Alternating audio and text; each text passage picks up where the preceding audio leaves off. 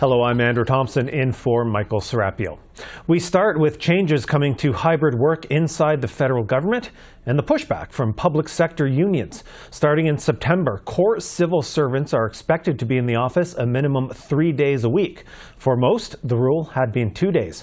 Meanwhile, executives will need to be in person at least 4 days a week. The Treasury Board says it's meant to reflect what's happening in other governments and in the private sector and bring the benefits of more in-person collaboration. Let's talk now about the response from workers. Sharon DeSousa is National Executive Vice President with the Public Service Alliance of Canada. Thanks for being here with me. And thank you, Andrew, for having us. I want to start with what your union has said. You've been calling this decision a violation of the collective bargaining rights of thousands of workers. However, on the flip side, we have the federal government saying that it's the employer, it has the exclusive management right on where employees work and requiring them to report to the office. Is that not true? Well, what I can tell you is they have an obligation to consult, and they have an obligation to follow collective agreements. And right now they're doing neither. And that's the problem. And I can also tell you, without a doubt, there's federal public sector workers who've been in 2 days a week, and it hasn't been working out. There's some who do not even have a desk, or there's no space. They're having meetings in cafeterias and in hallways, or they're working at a desk and connecting virtually. There's also infrastructure problems where there's lead pipes where people are bringing in their own water. So if you can imagine, if you can't make 2 days a week work in the office, how are you going to make 3 days a week? They should have consulted and dealt with the issues in the workplace at the very minimum. And have you heard anything more since this announcement has been made from the government? No, we haven't heard anything further. Okay, now, your union has said that you're going to be filing an unfair labor practices complaint, that you're also considering more legal options. Can you be a bit more specific about what that's going to look like over the coming days, weeks, months? Well, what I can tell you is the fact that we're currently in bargaining for our border officers. And in fact, this is one of the demands that we're negotiating.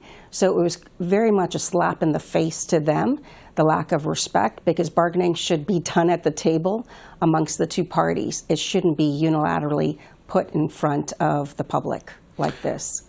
Okay, now I guess I want to take the conversation a bit broader to how Canadians are looking at this. Your members can still work from home 2 days a week. Many Canadians can't do that at all due to the circumstances of their job, or if their employer in the private sector doesn't allow it. Why do you think Canadians watching this should be sympathetic to the cause of public servants? Well, without a doubt. This is Canada's largest employer.